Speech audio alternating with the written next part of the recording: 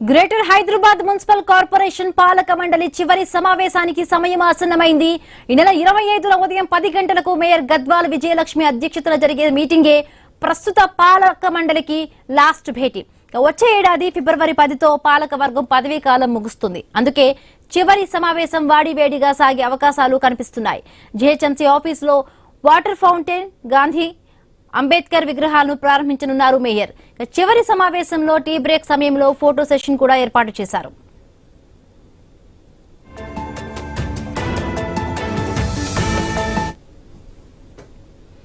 మరిన్ని పూర్తి అప్డేట్స్ మా కరెస్పాండెంట్ ప్రవీణ్ అందిస్తారు. ప్రవీణ్.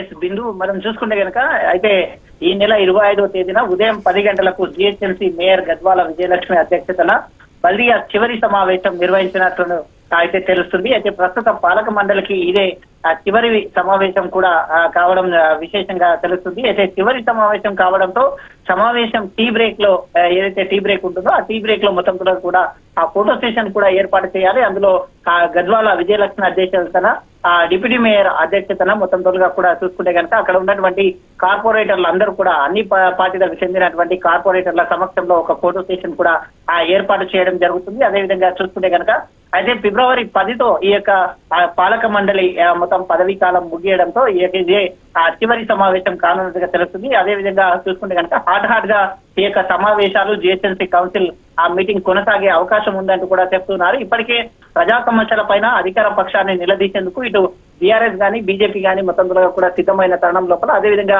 హైదరాబాద్ లో ఉన్నటువంటి సమస్యల పైన హైదరాబాద్ లో వర్షం వస్తే ఆ మొత్తం కుంగిపోయేటటువంటి ఈ యొక్క నాలాలు ఏవైతే ఉన్నాయో నాలాల పైన జీహెచ్ఎంసీ లో ఉండేటటువంటి ఈ యొక్క ఏవైతే అసంపూర్తి పనులు ఉన్నాయో ఆ పనులన్నిటి పైన నిలదీయాలని ఇప్పటికే సిద్ధమైనట్టుగా తెలుస్తుంది.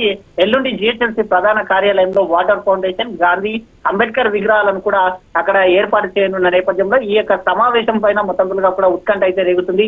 ఇదే పాలక మండలికి చివరి సమావేశం కాబట్టి దీంట్లో ఖచ్చితంగా అదే ప్రతిపక్షంలో ఉండేటటువంటి ఎవరైతే ఉంటారో వాళ్ళని ఖచ్చితంగా నిలదీయాలి అనే ఉద్దేశంతో ఈ యొక్క సమస్యల పైన పోరాడాలి అనే ఉద్దేశంతో కూడా అన్ని విధంగా సిద్ధమైనట్టుగా తెలుస్తుంది.